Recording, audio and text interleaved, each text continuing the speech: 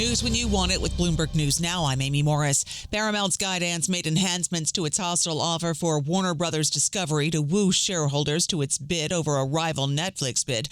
Paramount will cover the termination fee Warner Brothers would have to pay to Netflix and will backstop a Warner Brothers debt refinancing and pay associated fees if necessary. Geetha Raghunathan with Bloomberg Intelligence says they stopped short of raising the offer itself. I don't know, though, if this will necessarily fly with the Warner Brothers Discovery board. I think this is just Paramount exhausting all of its options before, they actually raise the bid.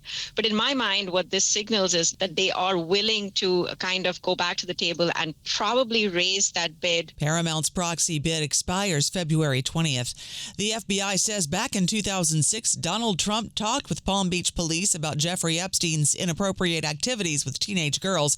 The Miami Herald reports in July of that year, as Epstein's criminal sex charge became known to the public, Trump spoke with Michael Ryder, the Palm Beach, Florida chief of police at the time, about what Epstein was up to. The information contradicts what Trump has publicly said about Epstein's crimes and when he knew about them. CBS reports the White House did not comment.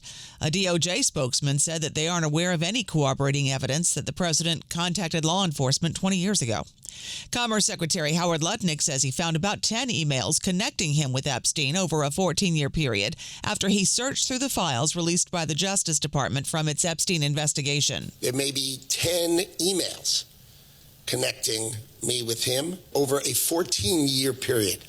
I did not have any relationship with him. I barely had anything to do with that person. Lutnick also says he did visit Jeffrey Epstein's private island. He says that happened in 2012 when he was with his wife and children, years after he said he had cut off ties with Epstein. Democratic Senator Chris Van Hollen. This visit took place after he had been convicted, right? I mean, you made a very big point of saying that you sensed that this was a bad person in 2005. And then, of course, in 2008, he was convicted. And yet you went and had this trip and other interactions. Lutnick is facing calls to resign over his relationship with Epstein, which recent files show was more extensive than he previously revealed. A day after Labour's Scottish leader Anas Sarwar asked for him to resign, UK Prime Minister Keir Starmer says his main battle is with Nigel Farage's Reform UK, not divisions within the Labour Party. Starmer pledged to never walk away from the mandate to change the country. He's trying to draw a line under internal strife within Labour that saw his chief of staff and communications chief both quit within 24 hours of each other.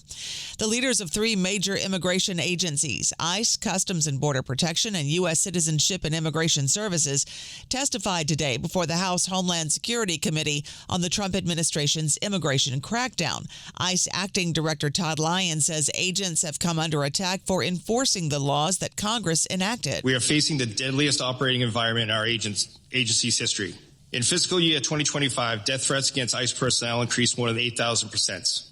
Assaults on officers have skyrocketed over 1,400%. The committee's ranking member, Democrat Benny Thompson, says the crackdown has caused chaos. They are reckless, terrorizing adults and children alike, and undermining our moral authority as a nation of liberty and rule of law. Democrats have said they will not support any more funding for the Department of Homeland Security unless it imposes new limits on federal immigration agents. The deadline for those talks is Friday.